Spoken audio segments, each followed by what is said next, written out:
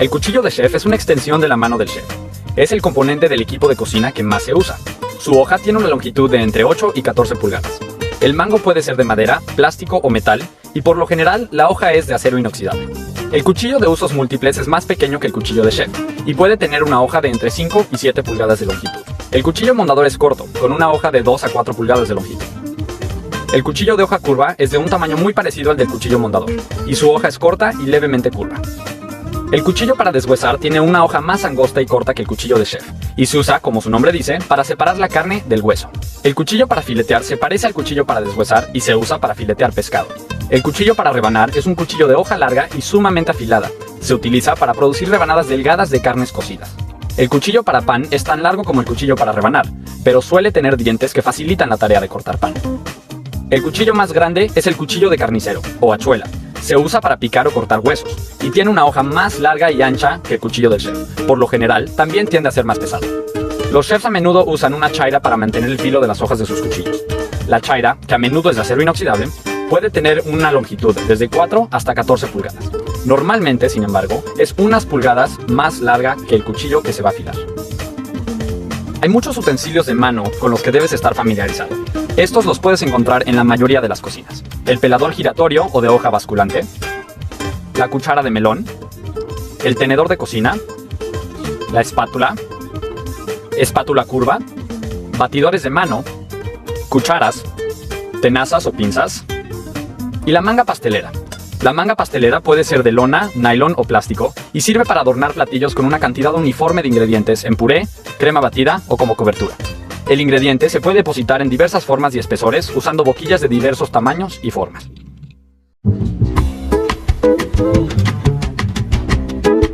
El conocer las medidas y el aplicarlas propiamente en la cocina es muy importante para poder lograr una estandarización y tener un producto constante. Aunque el cocinero y el chef tengan un estilo y el toque y la sazón sea también parte del sabor, hay que utilizar cantidades específicas. Y para esto existe una serie de instrumentos y equipo de la que vamos a hablar a continuación. Los utensilios e instrumentos de medición de las cocinas profesionales deben ser precisos, y al igual que muchos otros implementos y utensilios, dependen de lo que se vaya a medir. Algunos son más aptos para medir líquidos, mientras que otros lo son para ingredientes secos.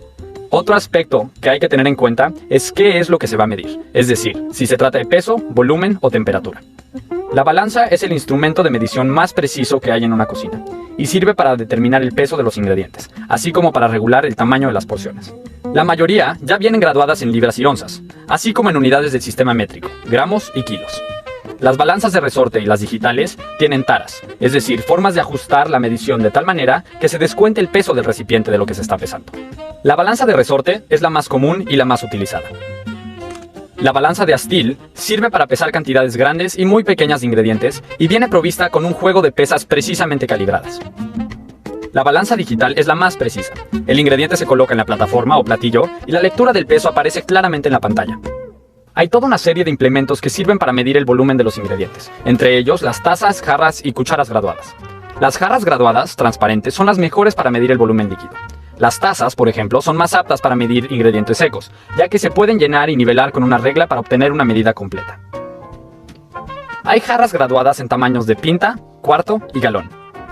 En general, tenemos tazas graduadas en tamaños de media taza, un tercio de taza, 3/4 y una taza completa. Las cucharas graduadas sirven para medir ingredientes secos y líquidos, y las hay en tamaños de una cucharada, media cucharada, un cuarto de cucharada, una cucharadita, media cucharadita y un cuarto de cucharadita. Las palas, que se parecen a las palas que se usan para servir helado, se usan más para regular el tamaño de las porciones que para medir. Se identifican mediante un número. En cuanto más grande es el número, por ejemplo 30, más pequeña será la porción. Los dos instrumentos que suele tener un chef en el bolsillo de su chaqueta son un marcador y un termómetro de lectura instantánea. Los termómetros de confitería resultan muy útiles, especialmente en la preparación de platos horneados y en la repostería, ya que el control preciso de la temperatura es fundamental para el buen resultado de las confituras. Por lo general, constan de una probeta graduada con la graduación marcada en un bastidor metálico incorporado. Los termómetros más modernos son los de sonda, que se pueden usar en una amplia gama de métodos de cocción. La sonda se inserta en lo que se está cocinando, mientras que la lectura se mantiene a una distancia segura de la fuente de calor. A continuación, algunos elementos más grandes que también normalmente encontramos en las cocinas. Hay tazones de mezclar en una gran variedad de tamaños y por lo general son hechos de un metal que no reacciona con los alimentos, como el acero inoxidable. En las cocinas profesionales también hay tazones de cobre, ya que estos se consideran los mejores para batir claras de huevo. Los tamices y coladores sirven para tamizar o eliminar impurezas de los ingredientes secos, y hay algunos diseñados específicamente para pasar por ellos alimentos húmedos o crudos para hacer puré. El colador mecánico es un tipo de colador que sirve para hacer puré. Consta de una hoja alabeada que se hace girar a mano sobre una criba para hacer pasar los alimentos a través de los agujeros. Por lo general, los coladores mecánicos están provistos de varias cribas con agujeros de diversos tamaños. Si la criba está fija, entonces el colador mecánico se conoce como colador mecánico Foley. El tambor cribado o con tamiz tiene una malla de acero estañado, nylon o acero inoxidable que se estira extendiendo sobre un bastidor de aluminio o madera y que, como sugiere su nombre, se asemeja a un tambor. Sirve para tamizar y también para hacer puré. El colador chino es un colador cónico que sirve para colar y hacer puré. Los orificios del cono pueden ser de diversos tamaños, desde grandes hasta muy pequeños. Los coladores por lo general son de acero inoxidable y sirven para colar y tamizar ingredientes grandes. Los hay de distintos tamaños y pueden o no estar provistos de una base. Un pasapurés es un implemento manual provisto de una tolva cribada sobre la cual se coloca el alimento. Hay una plancha en el extremo de una palanca que al bajarse hacia la tolva hace que el ingrediente pase por los orificios. La espumadora de alambre es un utensilio que se puede hacer pasar por un líquido para sacar de él los fragmentos pequeños de alimentos. La estopilla es una especie de gasa muy delgada que tiene diversos usos en la cocina. Se puede emplear para colar alimentos finamente, pero también para hacer bolsitas de especies o aromatizantes. La estopilla se debe enjuagar muy bien antes de cada uso para eliminar las fibras sueltas que pueda contener. En las cocinas también tenemos todo tipo de ollas, cacerolas y sartenes. Como con los utensilios pequeños, tenemos una gama grandísima de estos elementos. Algunos son utilizados para usos muy específicos, mientras que otros son muy generales y muy versátiles. Las ollas grandes para hacer fondos o sopas también son conocidas como marmitas. Son las ollas de mayor tamaño en la cocina. Son más altas que anchas y de paredes rectas. Por lo general son hechas de algún metal de espesor medio. La segunda olla más grande es la cacerola, que es de forma parecida a la olla grande para sopa. Puede tener solamente 2 asas o puede tener un solo mango largo. Una olla ancha y poco profundo con paredes rectas y 2 asas es un rondeau. Cuando la olla es de hierro colado y tiene solamente un mango corto, se llama Griswold. Una sartén poco profunda con paredes inclinadas y un solo mango se llama satuz, y cuando la sartén tiene las paredes rectas se llama sautoir. Las sartenes para hacer tortillas, omelets o crepas son más llanas que las sartenes para saltear, y sus paredes son muy cortas e inclinadas. Suelen ser de acero pavoneado y tener un revestimiento antiadherente. El término baño María se usa para denotar 2 configuraciones distintas en la cocina. Puede ser cuando una olla con agarradera se inserta sobre otra olla que contiene agua hirviendo, pero también puede referirse a los recipientes de acero inoxidable que se emplean para poner alimentos sobre la mesa de vapor. Las planchas pueden ser rectangulares o circulares, pero siempre son planas y sin paredes laterales. Algunas pueden tener un leve surco alrededor del borde para drenar la grasa. El escalfador de pescado es una olla alargada y estrecha de paredes moderadamente altas que por lo general contiene una plataforma perforada sobre la cual se coloca el pescado que se va a pochar o escalfar. La vaporera consta de 2 ollas. La superior es de fondo perforado y la inferior se usa para contener el líquido hirviendo. Las propiedades de los metales con los que se fabrican las ollas que se usan para cocinar en la hornilla son las mismas que con la cocina al horno.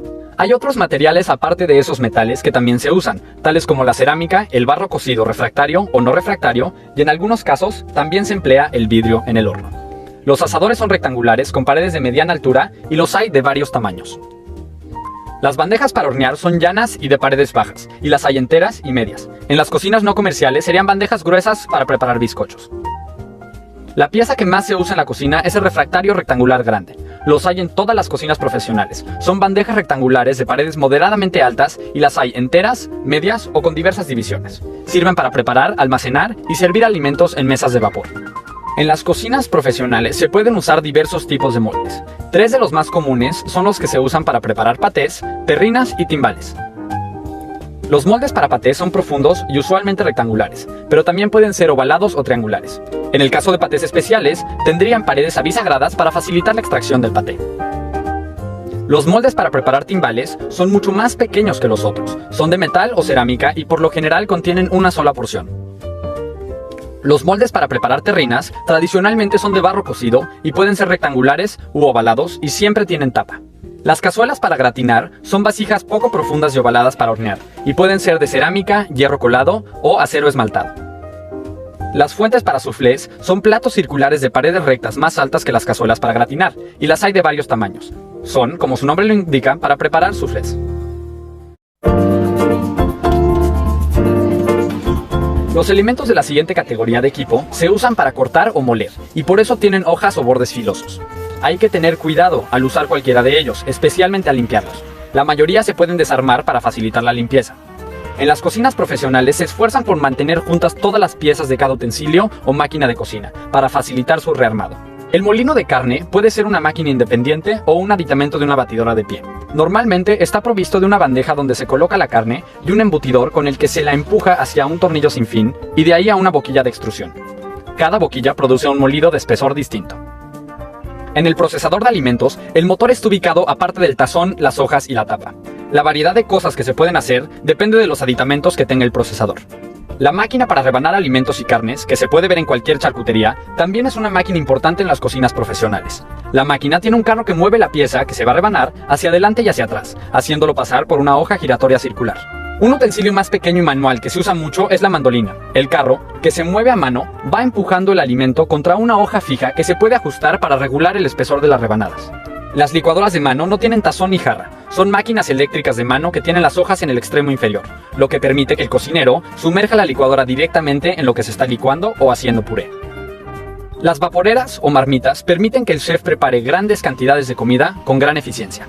Las vaporeras de pared doble están diseñadas para permitir la circulación del vapor por el revestimiento del recipiente, distribuyendo así el calor uniformemente. Estas sirven para preparar fondos, sopas o salsas.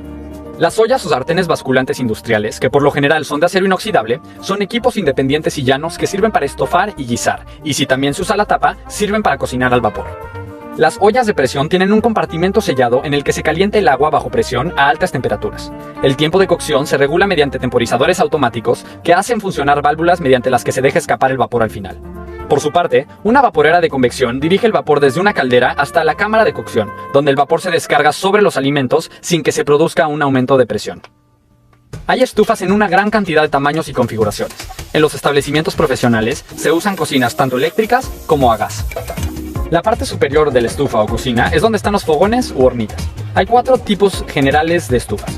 Pueden ser de fogones abiertos o descubiertos, en los que hay fogones individuales con rejilla que permiten ajustar fácilmente el calor. Las cocinas de fogones lisos tienen una plancha gruesa de hierro colado o de acero sobre una fuente de calor que emite un calor uniforme y constante, pero, sin embargo, no permite regular la temperatura fácilmente. Las cocinas o estufas con fogones de anillos son un tipo de estufa de tope liso con anillos o placas concéntricas que se pueden quitar o poner para ampliar o reducir el área de cocción. El cuarto tipo de quemador es el de inducción, que transforma corriente eléctrica en vibración magnética. Esta vibración es lo que hace que se caliente la olla que se coloca sobre el quemador. Debido a esta reacción magnética, es importante que las ollas y sartenes que se usan con este tipo de quemador sean de acero o de hierro. Los hornos funcionan rodeando los alimentos de calor. Como las estufas, hay eléctricos y de gas. Los 3 tipos generales de hornos que hay son los siguientes. El primero es el horno de convección. En ello se hace circular el aire caliente alrededor de los alimentos mediante ventiladores, lo cual produce una cocción uniforme y rápida. Los segundos son los hornos convencionales o de placa, en los que hay una fuente de calor ubicada en la parte inferior o debajo del piso del horno.